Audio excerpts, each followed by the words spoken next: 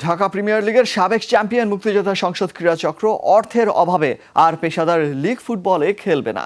কর্মকর্তাদের এমন সিদ্ধান্তের পর দলটির ফুটবলাররা মুক্তিযুদ্ধ বিষয়ক মন্ত্রীর কাছে এই বিষয়ে সুরাহা চেয়েছেন।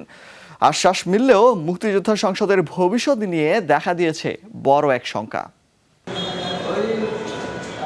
মুক্তিযোদ্ধা সংসদ ক্রীড়া চক্র দেশের মতো দেশের ফুটবল ইতিহাসেও উজ্জ্বল অবস্থান, অথচ গত কয়েক বছর ধরে আর্থিক সংকটে আছে ক্লাবটি।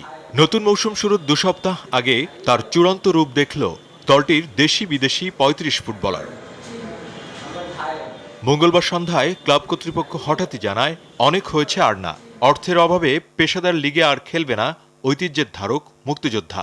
আকস্মিক এই সিদ্ধান্তে হতভম্ব ফুটবলাররা ছুটলেন মুক্তিযুদ্ধ বিষয়ক মন্ত্রীসহ মন্ত্রণালয় সংক্রান্ত সংসদীয় কমিটির সব সদস্যের কাছে। যখন আমি বুকের ফ্ল্যাগে এইভাবে হাতটা রাখি না, মানে চোখের পানিগুলো জাস্ট টলমল করছিল, যেমন আমি দেশের প্রতিনিধিত্ব করছি। সব কিছুর সাথে মুক্তিযুদ্ধের নামটা জড়িত, 30টা ফুটবল প্লেয়ারের ফ্যামিলি জড়িত, 30টা পরিবার জড়িত, সব কিছু জড়িত। সো এখানে যদি আমরা সুষ্ঠু একটা সমাধান না পাই তাহলে এটার থেকে বড় আর কিছু নেই। We come here already, we pay money, we come here, we sacrifice. I leave my family in there in Japan.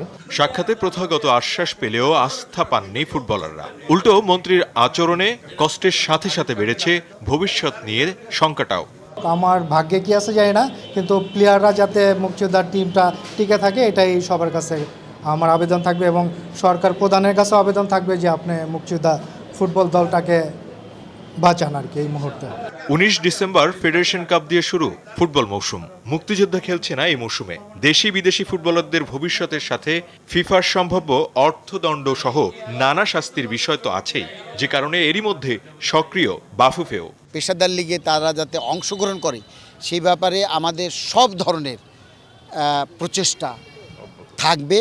চলছে মুজিববর্ষ, আসছে স্বাধীনতার 50 বছর, অথচ মহান মুক্তিযুদ্ধের স্মারকবাহী দলটির ভবিষ্যৎ আজ বড় এক সংকটে। সালাউদ্দিন সুমন, যমুনা স্পোর্টস, ঢাকা।